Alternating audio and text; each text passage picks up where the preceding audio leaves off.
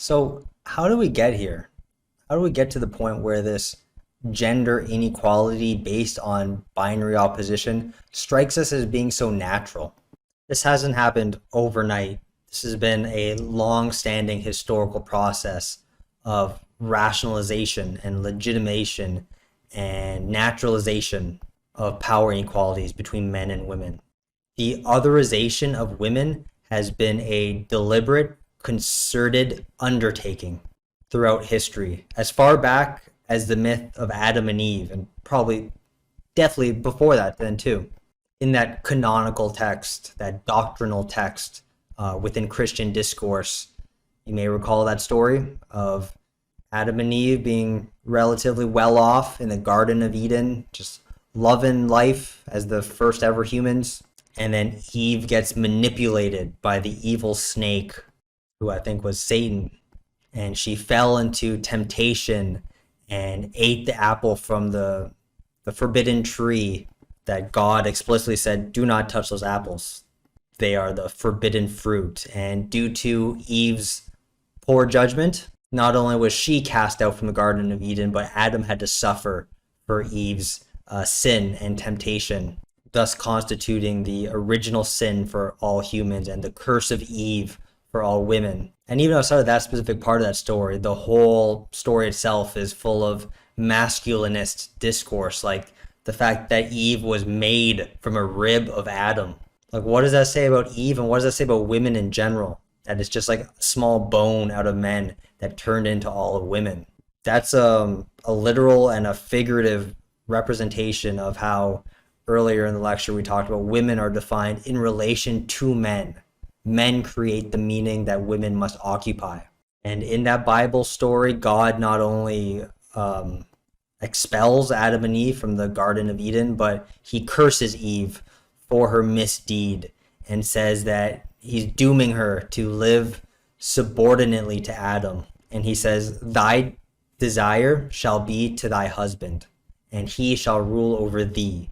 So this text isn't a natural thing that came from the mouth of God.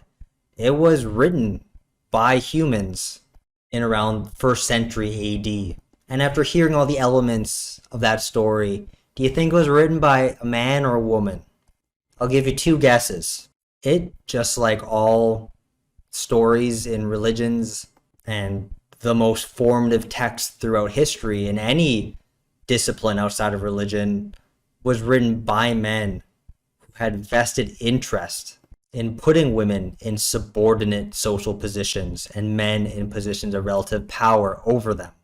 Like I said, this social phenomenon, this trend of subordinating women through texts, long pre-exists the doctrinal text of Christian discourse in the Bible. We can take the ancient Greeks, for example, and how Plato is quoted as saying that he'd rather be a slave than a woman, like literally saying that being a woman would be a worse fate to endure in life than being enslaved. And Aristotle, who is seen as the more reasonable of the two most famous Greek philosophers, is quoted saying, we should regard the female nature as afflicted with a natural defectiveness. And he also said the female is a female by virtue of a certain lack of qualities. So literally one of the greatest thinkers of the time, him in addition to Plato are the founders of Western thinking, let alone Western philosophy. And they both saw women as being naturally defective. There's something naturally wrong with being a woman in terms of the lack of qualities that men possess inherently, and just all these negative connotations associated with being a woman relative to being a man.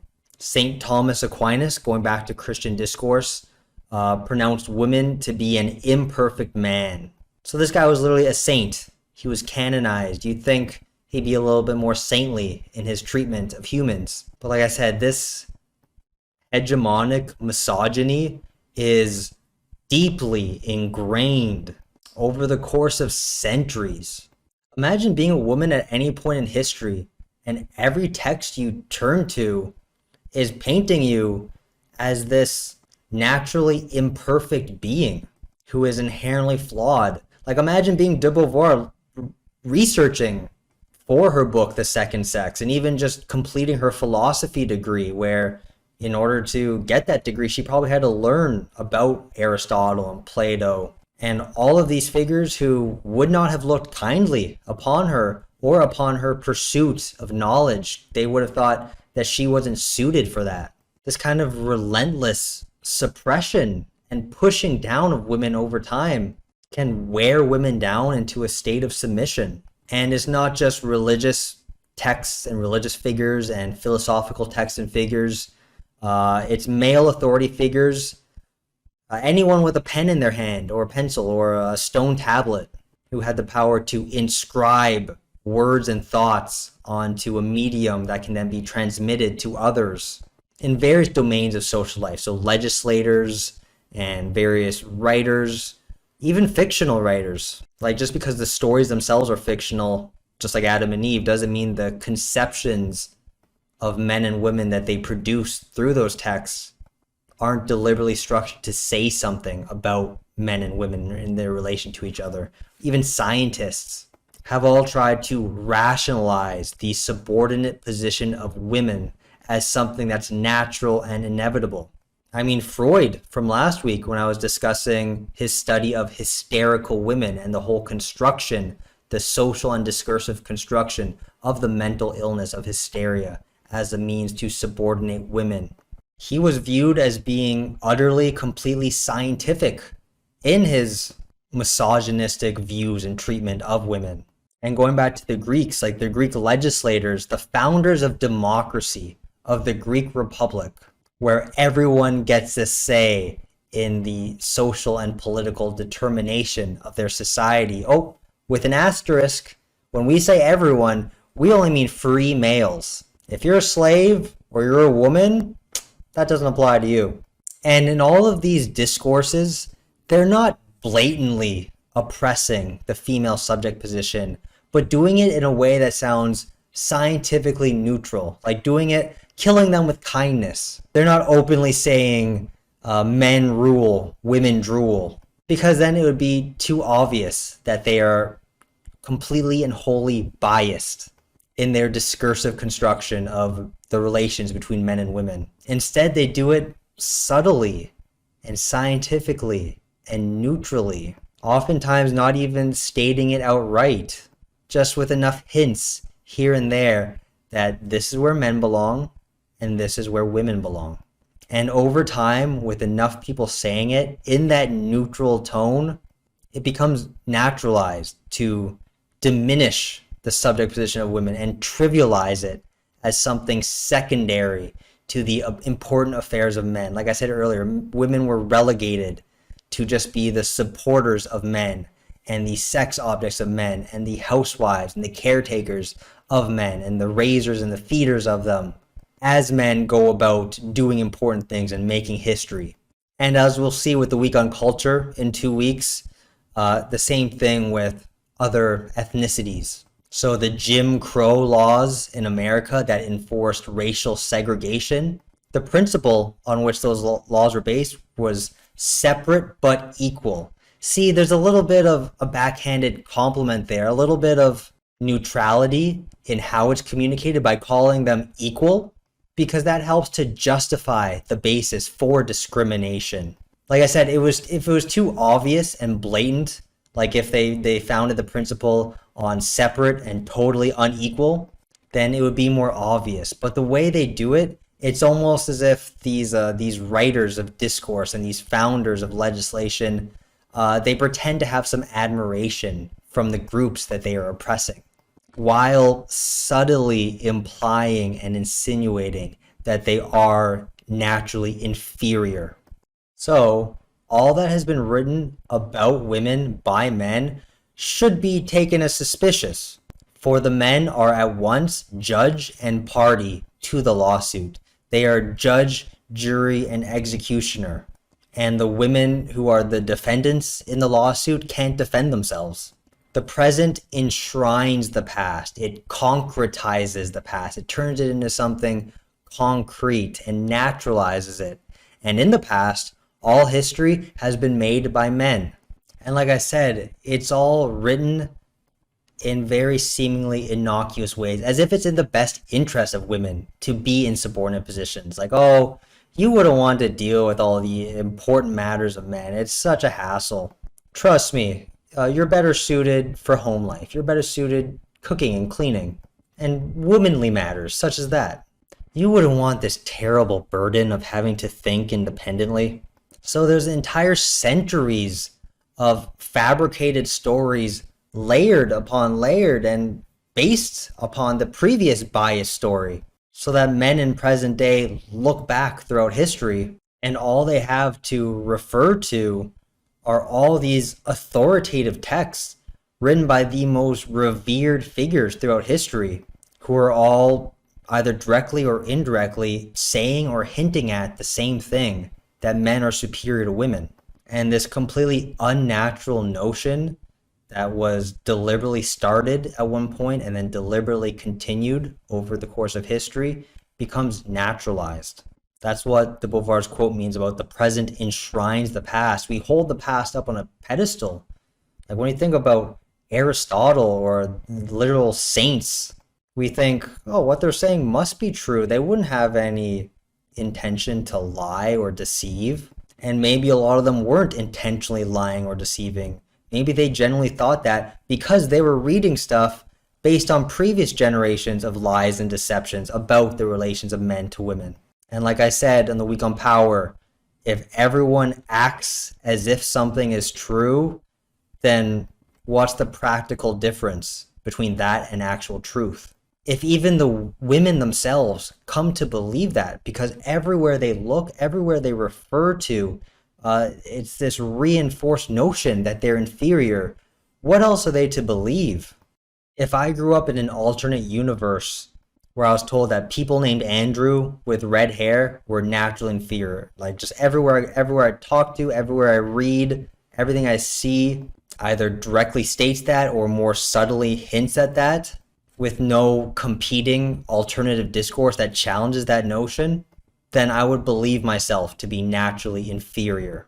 So with enough time and enough power, disseminative and communicative and discursive power invested into a lie, it can become the truth for all intents and purposes. And those lies, over the course of generations, can become the basis for new lies based on those truths of the past, and the basis for entrenching these inequalities that were started a long time ago and for acting upon them as if they were true. So people started acting towards women as if they were naturally inferior. Women started believing that about themselves, and over the course of generations, they look back on the repeated patterns of behavior, and they use that as the justification for perpetuating and continuing to act in ways that further entrench those gender inequalities and the unspoken legitimation of these power inequalities between genders, so that the personal and subjective views of those long ago in the past have been concretized. They've been rendered concrete over continued iterations of their biased views to become seemingly impersonal and objective, so that people can just uncritically look back and say, oh, Adam and Eve, it's all there in the story. Women came from men's ribs, and the proof is in the pudding. But that pudding was made by men, and they put that proof in there, and that proof is just their misogynist opinions. But future generations just eat that pudding up, and it becomes gradually harder and harder to undo this process and reverse this process. Something that's taken centuries to put into place can't be undone overnight. And none of this is to say that all men are evil. There are many men who completely mean well and just may not consciously realize that they are implicitly reinforcing and perpetuating gender inequalities while not intending to do so at all. A lot of men are totally sympathetic to the state and condition of women in society and are willing to help, but the problems inherent to gender inequalities have been so naturalized and concealed over time that they may not consciously realize that there's a problem to begin with. And if there is a problem, it's usually framed as being a problem of the past. Like, oh, women used to not have the right to vote, but we fixed that now, so everything's better now, everything's equal now. Many young men will be raised by a mother who seems perfectly content and happy and well off, and then they'll meet women throughout their lives. Maybe they'll grow up with sisters and they'll have girlfriends, and they won't see any outward problems that these women are dealing with.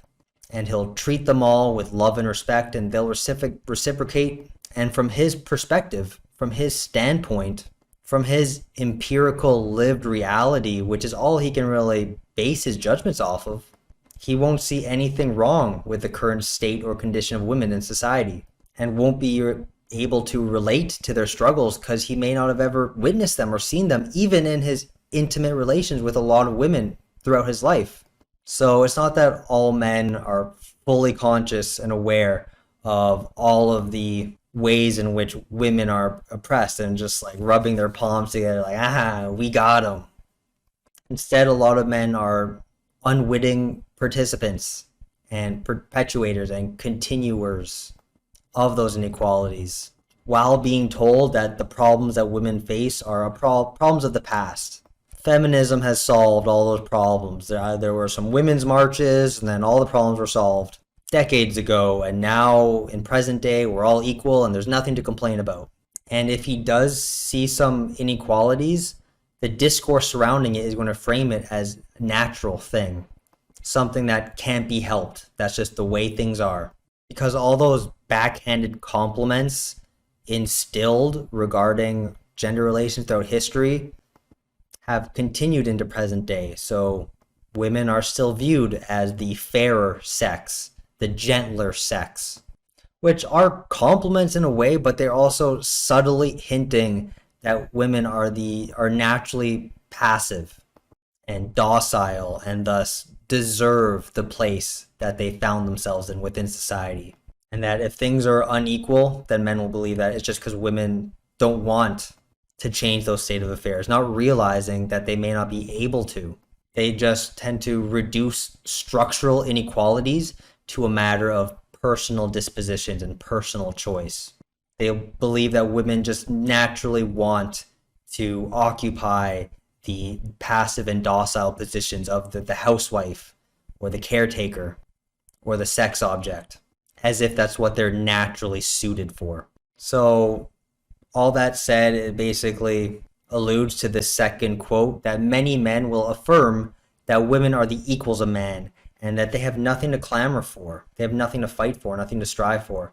It is a difficult matter for man to realize the extreme importance of social discriminations, which seem outwardly insignificant and are discursively framed to appear insignificant, but which produce in women moral and intellectual effects so profound that they appear to spring from her original nature. And this last part of the quote relates to the whole self-fulfilling prophecy of power, knowledge, and truth. The dominant class bases its argument on a state of affairs that it itself has created. So men put women into a position of subordination, and then point to women being in a state of subordination and say, see, that's where they belong. There's another de Beauvoir quote from the reading I didn't put on the slide, but it also emphasizes this point, that the American white relegates the black to the rank of shoeshine boy. And he concludes from this that the black is good for nothing but shining shoes. So the dominant class structures society and structures discourse so as to put certain individuals and groups into subordinate positions within that social structure, and then point to that as the justification for them being in that subordinate position. It's a vicious cycle between power and knowledge and truth, and between structure and agency, that turns artificial, deliberate, human-made decisions into something that seems natural over time to both the dominator and the dominated. Finally, for de Beauvoir, she sees a tension between happiness and liberty Unfortunately, they're quite mutually exclusive, where you can either be free or you can be happy. And she elucidates this by saying to decline to be the other, to refuse to be a party to the deal, a deal with the devil between men and women, where men say, okay, if you put yourself and we put you in this subordinate position where you can't achieve your full potential, we'll take care of you. We'll clothe you and feed you and give you money and make sure you don't have to worry about anything. And it's quite a seductive deal for a lot of people, naturally.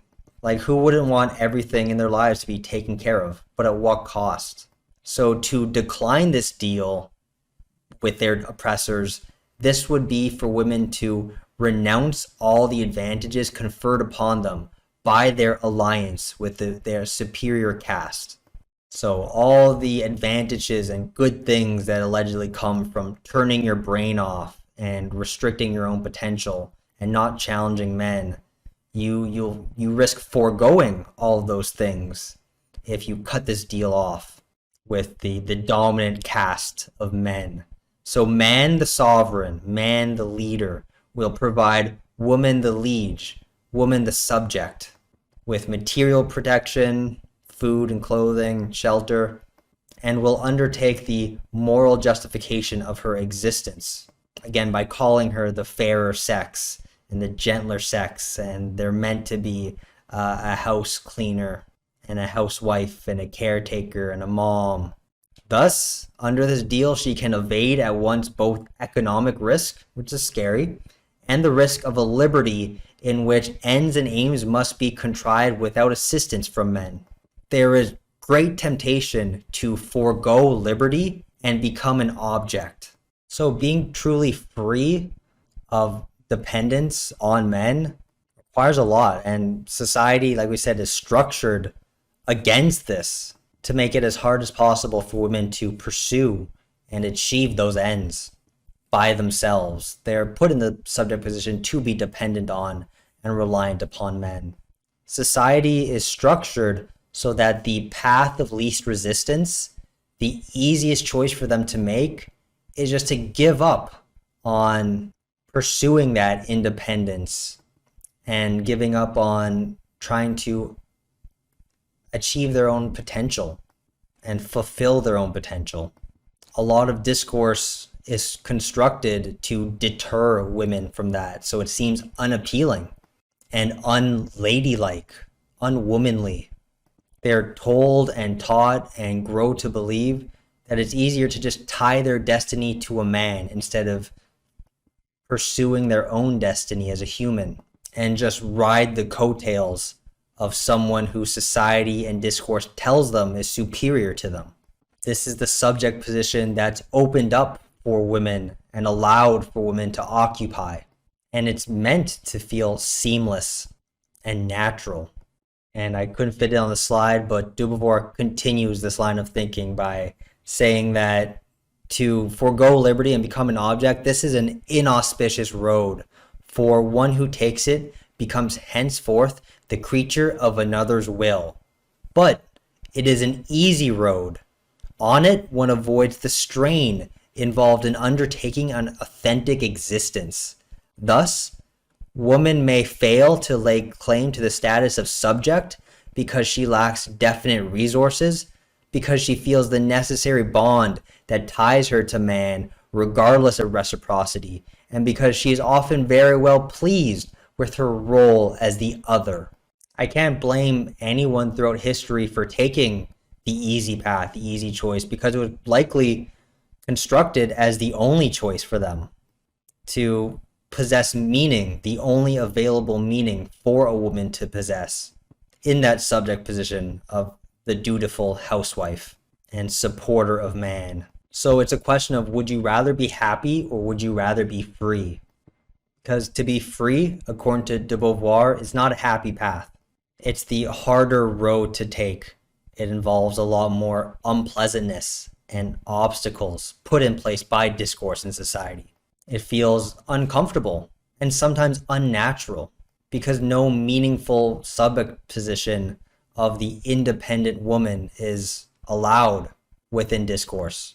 at least at the time of de Beauvoir's writing. Remember, this is 70 years ago. So things have changed, but you can still see how her words can resonate with us today. Because I don't think our current state of affairs, our current present day situation is exactly like it was in the 50s when women were taught and raised to believe they had no other alternatives but to be dependent on men, to find a rich man and marry him and have a bunch of kids. I think more options are presented to women within present day discourse, but that doesn't change the fact that that option of finding a man and marrying them young and having a bunch of kids and being the stay-at-home wife is not only still a major option, but still the easier route, the way de Beauvoir is formulating it in this quote. De Beauvoir in this part of the reading is kind of like Morpheus from the Matrix, where she's talking to Neo. Neo is women, and she's telling them, you're living in the Matrix. And by the Matrix, it's an analogy for the discourse. And you have the option. You can either take the blue pill and continue living in the Matrix and continue thinking everything's okay, but not truly be free. That's the housewife fate, the housewife destiny. Or you can take the red pill and you'll be forcing yourself out of the Matrix, out of the existing discourse. And it's going to come with several movies worth of unpleasantness and struggle and like fighting against robots. The robot part of the analogy doesn't exactly apply, but you know what I mean. You take the red pill and you are stepping way out of your comfort zone. Everything you knew up to that point, you are stepping away from, and you're embracing the unknown, the uncharted territory that hasn't been neatly charted out by gender discourse. It's about abandoning your own identity, the identity that's been constructed for you by discourse. And de Beauvoir says those who are condemned to stagnation are often pronounced happy on the pretext that happiness consists in being at rest. There's this discursive association of happiness with peace and tranquility and lack of adversity. But that version of happiness can be extremely unfulfilling. Like, you're basically being told what makes you happy. Whereas for de Beauvoir, we achieve liberty only through a continual reaching out towards other liberties. So a continual struggle, a continual rejection of the self that's been constructed for us, an exploration of potential future selves and other selves. And who's to say that won't lead to more happiness? I imagine Rihanna is quite happy with herself now, but harken back to childhood Rihanna, growing up in a traditional family in Barbados, constantly being told to find a nice man, a rich man, and marry him so you don't have to worry about anything. And her taking the uneasy choice, the path of uncertainty, to strike out on her own and move away from Barbados and her family and pursue a career. It was probably filled with several years of harsh conditions and constant obstacles in her way, and probably a lot of unhappiness along the way. There may have been several times where she doubted herself and wanted to just move back to Barbados and marry a guy and just be happy in that sense, in being at rest. But through her struggle, she became so much more than what she was ever told she could be. She became Bad Gal Riri, a top 10 all-time musical artist on the level of like Elvis Presley. So I'd say, yeah, she's probably pretty happy now. But in hindsight, she never could have known that if she didn't try, if she didn't venture into the unknown and go against everything the discourse encouraged her to be. So it's a matter of not settling. It's a matter of continually reaching out for more and extending beyond yourself and surpassing the limits that have been discursively constructed for you. Like I said with Foucault, your identity is the chains that bind you. So you need to extend beyond your own identity, beyond what you know and what you're comfortable with. And in that pursuit of liberties, you could potentially find more happiness than you could have ever known by settling down into the subject position that's been discursively constructed for you to easily fit in.